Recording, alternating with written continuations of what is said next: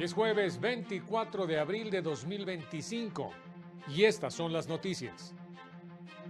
La desaparición forzada puede investigarse como delito o como violación grave de derechos humanos, determinó la primera sala. Disposición que fija en 3 meses el monto de utilidades no viola principio de irretroactividad de la ley, estableció la segunda sala.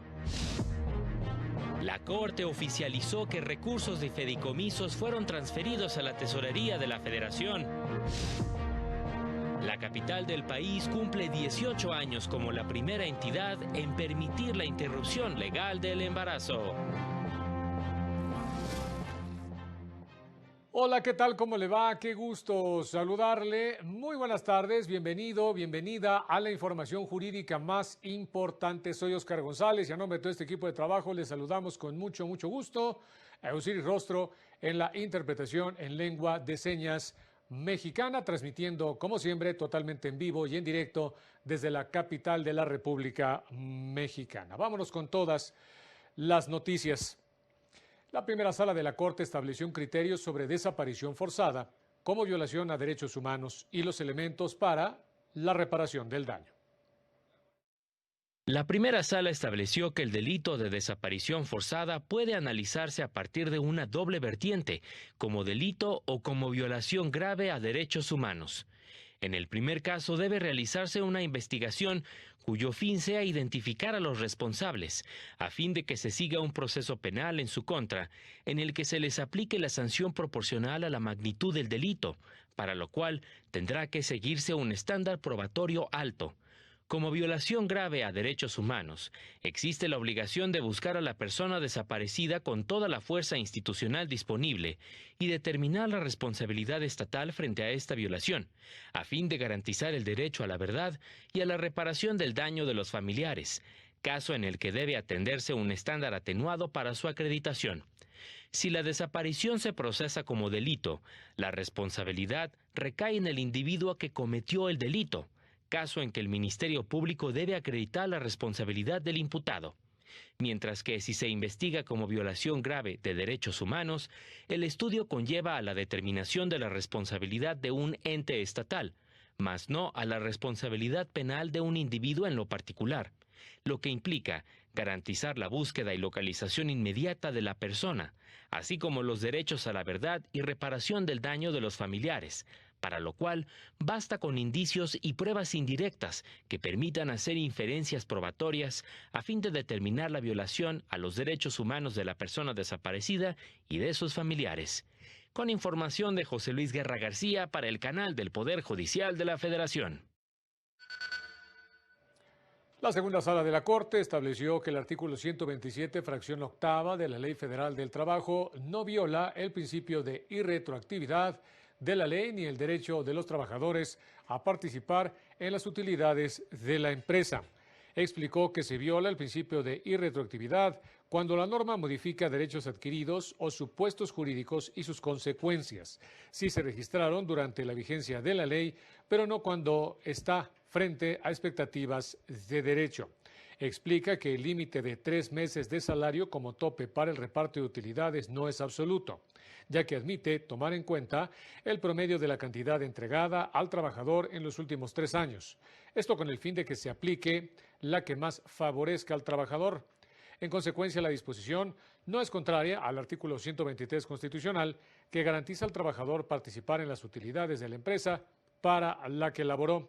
Esta nueva determinación no afecta de manera retroactiva los derechos de los trabajadores porque la Constitución Federal no prevé un límite mínimo para este fin, de modo que esa variable siempre puede ser adaptada. La Suprema Corte publicó en el Diario Oficial la información con los saldos que reportaban los 5 fideicomisos que administraba, precisando que la Fiduciaria Nacional Financiera le informó el 3 de abril que con base en el 10º transitorio del decreto por el que se reforman, derogan y adicionan diversos artículos de la Constitución del 15 de septiembre de 2024, con fecha del 2 de abril, la totalidad de los recursos de dichos fideicomisos fueron concentrados en la Tesorería de la Federación bajo el concepto de aprovechamientos. Por lo tanto, el 2 de abril, Los recursos de dichos fideicomisos, cuyos fondos se destinaban a pensiones complementarias para mandos superiores, pensiones complementarias para mandos medios y operativos, plan de prestaciones médicas, manejo del producto de la venta de publicación, CDs y otros proyectos y remanentes presupuestales quedaron en cero. Los 6.652.477.069 pesos que se sumaban al 31 de marzo del presente año pasaron a ser administrados por la Tesorería de la Federación. La ciencia se ha convertido en una herramienta auxiliar del derecho que, mediante la generación de conocimiento basado en evidencia, busca apoyar la toma de decisiones. Así lo señaló la Unidad General de Conocimiento Científico y Derechos Humanos de la Suprema Corte. Algunas destacadas contribuciones son las de la química y cristalógrafa Rosalind Franklin, quien apoyó al descubrimiento de la estructura del ADN, base de la genética moderna y clave en la identificación forense. Por su parte, la criminóloga Marie-André Bertrand estudió políticas de drogas y justicia social, con lo que influyó en reformas y debates sobre derechos humanos. La comunidad científica mexicana también ha tenido aportes destacados, como el del físico mexicano Luis Mochán, quien demostró la inutilidad del detector GT200, aparato que supuestamente era capaz de detectar anfetaminas. En un caso judicial, la médica psiquiatra Liz Sosa Mora aportó conocimiento científico sobre el hecho de que el género de los padres no influye en el bienestar familiar. Finalmente, el Nobel mexicano Mario Molina descubrió el impacto de los clorofluorocarbonos en la capa de ozono, con lo que contribuyó a las regulaciones ambientales globales, como el Protocolo de Montreal. Está disponible el nuevo episodio de la tercera temporada del podcast del Consejo de la Judicatura Federal, Reflexiones desde el Consejo, que se centra en la revictimización y la responsabilidad del Estado.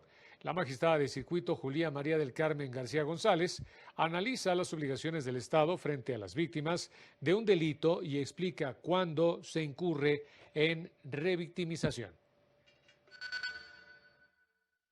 Entonces, ¿qué le toca hacer al Estado frente a esto? Tiene deberes reforzados precisamente, por un lado, para atender mi situación, para investigar esa violación de mis derechos y para garantizar que no me va a estar revictimizando.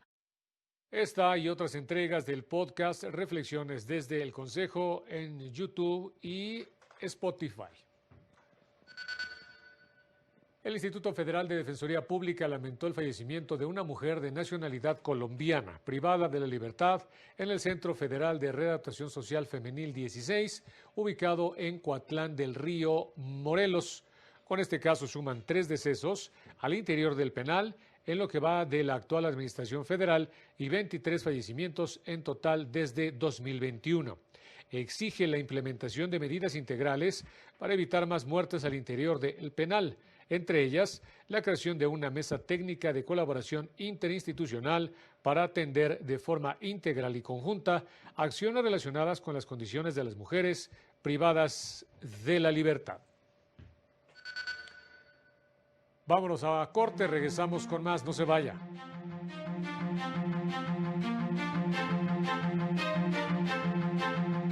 Al regresar, Brian Levarón pide al INE suspender la elección judicial por intromisión del crimen organizado.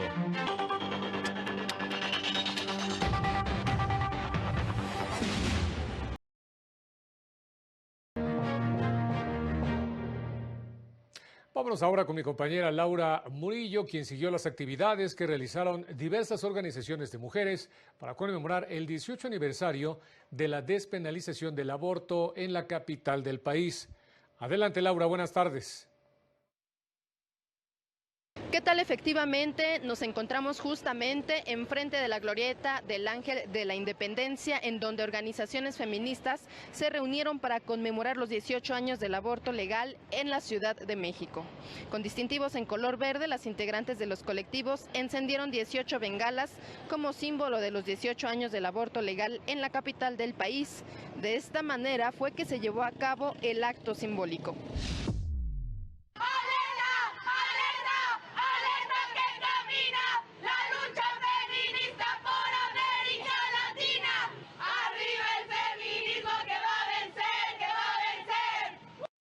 estamos muy felices de estar aquí. Sí es una celebración, sí estamos aquí para celebrar, para conmemorar. Estamos muy felices de este aniversario, de festejar la mayoría de edad del aborto legal en la Ciudad de México. Para nosotras es un símbolo de libertad, de autonomía, y tenemos que seguir avanzando en este sentido. Tenemos que dejar de ver el aborto como un delito y que se vea desde un asunto de salud, que es lo que es, ¿no? Es el reporte de lo acontecido esta mañana. Muy buenas tardes. Estamos al pendiente, Laura, muchas gracias. Buenas tardes también para ti. Sobre este tema, el Tribunal Constitucional ha establecido diversos criterios. Este jueves se cumplen 18 años de que la Asamblea Legislativa de la capital del país aprobó reformas al Código Penal y a la Ley de Salud Local que permiten la interrupción del embarazo hasta las 12 semanas de gestación, con lo que se despenalizó el aborto voluntario y se dispuso la obligación de las autoridades de contar con servicios seguros, gratuitos, informados y libres de discriminación para interrumpir un embarazo. El 28 de agosto de 2008, el Pleno de la Corte determinó que los cambios que permitían la interrupción del embarazo se apegaban a la Constitución, precisando que la resolución no penalizaba ni despenalizaba el aborto, ya que no era facultad de la Corte establecer los delitos ni sus penas. La Ciudad de México se convirtió en la primera entidad del país en permitir la interrupción de un embarazo.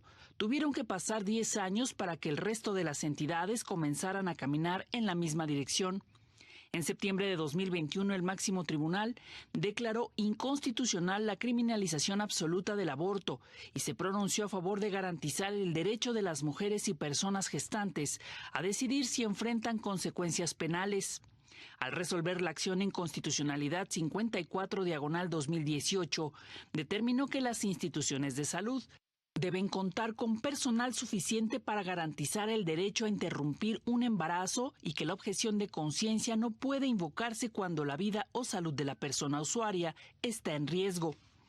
En 2023, al resolver el amparo en revisión 267/2023, invalidó los artículos 331 y 332, así como porciones de los artículos 330 y 333 y 34 del Código Penal Federal, al considerar que vulneraban los derechos de las mujeres y personas gestantes a decidir sobre su cuerpo.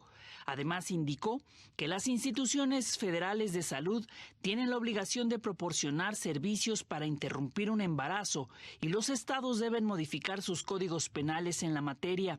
A pesar de ello, la despenalización del aborto en el Código Penal Federal no es una realidad y el derecho a la autonomía sexual y reproductiva de mujeres, niñas y personas gestantes sigue siendo una deuda en 9 entidades del país.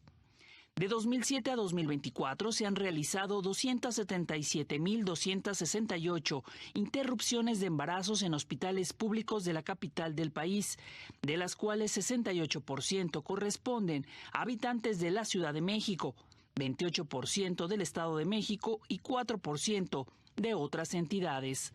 Con información de José Luis Guerra García para el canal del Poder Judicial de la Federación. Bueno, pues ahí este tema. En tanto, el Consejo de la Judicatura Federal puso a disposición el libro Protección de los Derechos de las Minorías, guía práctica para elaborar legislación general contra la discriminación, el cual incluye una síntesis de diversas normas internacionales en la materia y un análisis sobre la igualdad y la no discriminación. El objetivo es ofrecer orientación para la elaboración de una ley general contra la discriminación que sea coherente con las normas jurídicas internacionales sobre los derechos a la igualdad y a la no discriminación precisamente. Entre otras cosas, se examina detalladamente la elaboración, interpretación y aplicación de estas normas internacionales, además de establecer los principios fundamentales que deben codificarse en la legislación para garantizar el cumplimiento del derecho internacional. La consulta de la obra de manera gratuita en el sistema bibliotecario de la Suprema Corte en línea y en su red de bibliotecas.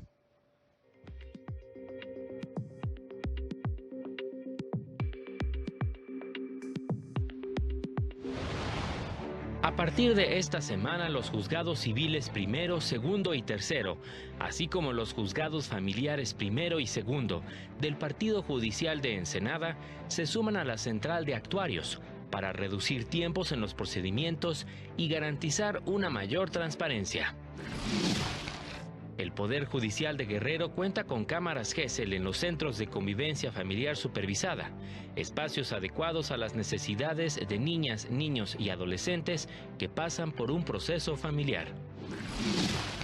En el Estado de México, el Poder Judicial local entregó 214 sentencias en materia de usucapión, con la que se brindó seguridad jurídica a familias de los municipios de Ecatepec, Tecámac y Acolman, que no contaban con títulos de propiedad de sus viviendas. Las jornadas por la paz del Poder Judicial de Hidalgo se llevaron a cabo en el municipio de Huejutla, para atender de manera directa a la ciudadanía, especialmente en situaciones de violencia de género y a mujeres en condición de vulnerabilidad. Para el canal del Poder Judicial de la Federación, Jesús Daza. Por unanimidad de votos, el Tribunal Electoral confirmó que corresponde al Instituto Electoral de Chihuahua conocer de los presuntos actos anticipados de campaña, promoción personalizada, uso indebido de recursos públicos y propaganda gubernamental atribuidos a la senadora de Morena, Andrea Chávez, a través de las llamadas caravanas y brigadas de salud en esa entidad. Se indicó que fue acertada la declaratoria de incompetencia de la Unidad de lo Contencioso del INE, porque los actos denunciados solo tienen efectos en la mencionada entidad, a pesar de tratarse de una senadora de la República. La ponencia propone confirmar el acuerdo impugnado al considerar que los agravios son infundados, pues la naturaleza del cargo de la persona denunciada no es un elemento que define la competencia de la autoridad administrativa electoral, sino que se deben analizar los elementos correspondientes a la materia de la denuncia, así como al territorio donde tienen efectos la conducta denunciada. En consecuencia, se comparte la remisión de la queja al OPLE de Chihuahua. En otro asunto, el Tribunal Electoral ordenó a la Sala Regional Especializada investigar si el exgobernador de Morelos, Cuauhtémoc Blanco, incurrió en violencia política de género en contra de una legisladora federal. Recurso que la Sala Regional había desechado por caducidad de la causa. La Sala Superior indicó que el plazo de un año debió computarse a partir de que conoció del asunto la Unidad de lo Contencioso del INE, es decir, a partir de febrero pasado, y no a partir de que conoció del asunto la autoridad local. Esto especialmente tratándose de posibles actos de violencia política de género, donde rige el principio de debida diligencia reforzada por parte de todas las autoridades electorales. Es por estos motivos que en el proyecto se propone revocar la resolución de la sala especializada para que emita una nueva determinación. La organización X Justicia para las Mujeres, en conjunto con diversas ONGs, llevará a cabo foros virtuales con las personas candidatas a ocupar un puesto en el Pleno de la Suprema Corte de Justicia de la Nación a partir del 28 de abril y hasta el próximo 15 de mayo. El objetivo es conocer sus posturas precisamente sobre temas diversos que son de interés a las organizaciones feministas y defensoras de derechos humanos, así como también contribuir al ejercicio de un voto informado. Abordarán temáticas como género, corrupción, justicia para las mujeres en prisión, infancias, feminicidio, derechos LGBT, militarización, transparencia y pueblos indígenas. Los diálogos se transmitirán a través de sus redes sociales, donde los usuarios podrán enviar sus preguntas. El activista Brian Levarón, a nombre de su familia, exigió al INE suspender el proceso de elección del Poder Judicial, ya que grupos criminales lograron infiltrar a sus candidatos, tal como lo reconocieron el presidente de la mesa directiva del Senado, Gerardo Fernández Noroña, y la propia presidenta del Instituto, Guadalupe Tadei. En un escrito presentado ante el INE, advierte que pese a estas acusaciones, están a punto de regalarle a los cárteles el poder de hacer justicia. Y así, los mismos que deciden quién vive y quién muere serán los que decidirán lo que es justo en los tribunales. Denunció que el proceso de elección judicial se encuentra comprometido. Esta infiltración, precisamente dicha infiltración, representa una afrenta directa al Estado de Derecho y cada día que el proceso avanza, sin una revisión exhaustiva, se profundiza el peligro para la seguridad de los mexicanos y se erosiona la confianza en las instituciones, concluyó. Vámonos con más información. Precisamente la jueza presidenta de la Corte Interamericana de Derechos Humanos, Nancy Hernández López, presentó ante el Consejo Permanente de la OEA la situación de desacato en la que se encuentra Nicaragua desde 2022 en torno al caso Juan Sebastián Chamorro y otros contra ese país, relacionado con la liberación de 115 opositores al gobierno. De estas 115 personas, al menos 9 aún se encuentran detenidas y el resto formaron parte de 2 deportaciones masivas que realizó el gobierno a Estados Unidos y Guatemala. Señaló que el gobierno de Nicaragua no ha cumplido con las medidas provisionales dictadas por el Tribunal Regional, además de que tampoco ha dado respuesta a sus requerimientos, lo que constituye un grave incumplimiento y una postura de desacato permanente.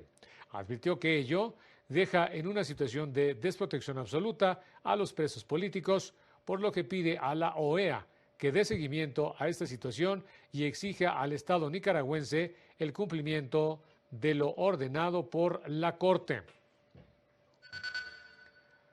El Comité de Naciones Unidas sobre Trabajadores Migratorios publicó observaciones sobre México en las que destaca que toma nota de los esfuerzos que ha realizado el país para armonizar su ley de migración con la Ley General de los Derechos de Niñas, Niños y Adolescentes, en particular para poner fin a la detención de las niñas, niños y las familias migrantes. También celebró la reciente iniciativa con la que se busca fortalecer la asistencia y protección consular a sus nacionales en el extranjero, especialmente en los Estados Unidos. Manifestó a su vez preocupación por la creciente militarización de la gestión migratoria, la participación de empresas privadas de seguridad y el uso generalizado de operativos de verificación en todo el país por autoridades sin facultades para ello. El comité instó al Estado mexicano para que cese la participación de las Fuerzas Armadas en temas migratorios, poner fin a la subcontratación de empresas privadas y fortalecer los mecanismos internos de supervisión y rendición de cuentas. Externó su preocupación por el uso continuo de la privación de la libertad por motivos migratorios, haciendo un llamado a respetar el límite máximo de 36 horas en estaciones migratorias, poner fin a esta práctica y establecer salvaguardas para personas migrantes en situación de vulnerabilidad, con políticas públicas que prioricen su protección sobre cuestiones de seguridad, junto con mecanismos de monitoreo y acceso para la sociedad civil. Organizaciones demandaron la regulación del conflicto de interés entre legisladores y empresas y que este pueda ser sancionable. Que haya sanciones para el conflicto de interés entre legisladores y empresas, demandó la Alianza por la Alimentación, que agrupa organizaciones sociales en defensa de la salud en México. Durante un foro en el Senado, expusieron que el marco regulatorio que existe para enfrentarlo no es sencillo y además le faltan dientes. Las cámaras de senadores y diputados cuentan con contralorías internas que deberían hacer cumplir los códigos de ética establecidos para los legisladores que marcan claramente disposiciones que dicen ser de observancia obligatoria. Eso dicen los códigos de ética, pero si no hay sanciones, si no hay una autoridad o una institución que obligue al cumplimiento, que sea independiente, pues nada pasa. Señalaron que los intereses particulares se ocultan tras vínculos opacos que se ven reflejados en la aprobación o no de leyes. Recordaron la lucha en la implementación en México del etiquetado de alimentos o la prohibición de ultraprocesados en escuelas. La razón, la misma. Intereses económicos que logran frenar decisiones legislativas que deben tomarse pensando en la salud, el ambiente y las futuras generaciones.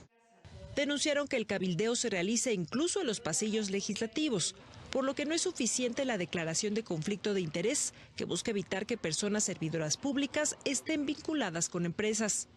A lo mejor no pertenece, pero se encuentra al servicio de la misma a cambio de contraprestaciones. Contraprestaciones que pueden ser económicas, contraprestaciones que pueden ser financiamiento de sus campañas a personas, a grupos de personas o a partidos políticos. Ante ello, el Poder del Consumidor presentó propuestas para regular el conflicto de interés y pueda ser sancionable. Para el canal del Poder Judicial de la Federación, Lorena Sánchez Cabrera.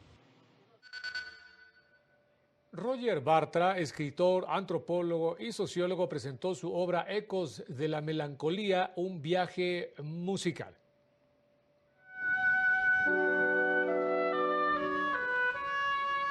La melancolía no es solamente un sentimiento de tristeza, sino también una salida para la creación de obras artísticas de gran trascendencia, tal como ocurre en la música clásica, aseguró el escritor, antropólogo y sociólogo Roger Bartra.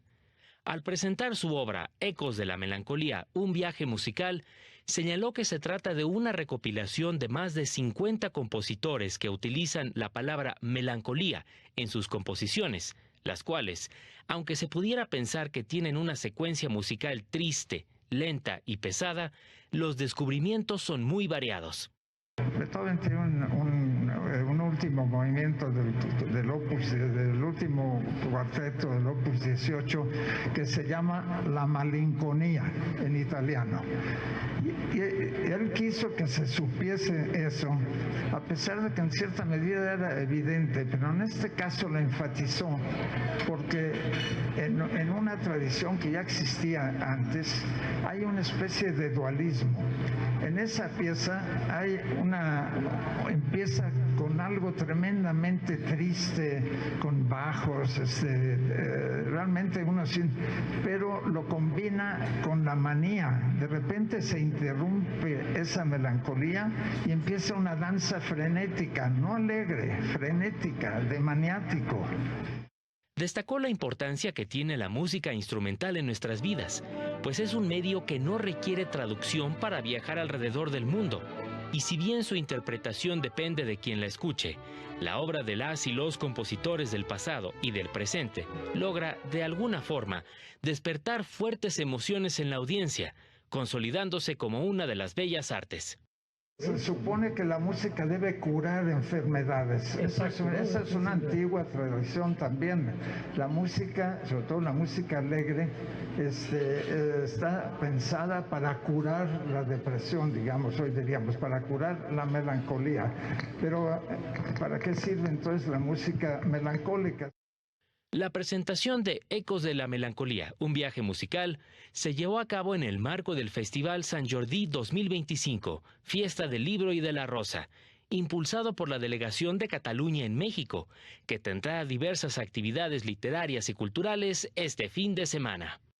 Desde el Gobierno de Cataluña queremos transmitir estas tradiciones. Para nosotros es uno de los días más emblemáticos, casi nuestro día patrio. Y lo que hacemos en Cataluña es, las librerías salen a la calle, toman la calle, los libros están por doquier, en todos lados, las rosas, la primavera, el amor, y ese espíritu queríamos trasladarlo aquí, ¿no? Para el canal del Poder Judicial de la Federación, Jesús Daza. Y ya nos vamos, como siempre, muchas gracias por haber estado con nosotros. Manténgase pendiente de esta señal. Muchas gracias, soy Oscar González. Nos vemos en la próxima.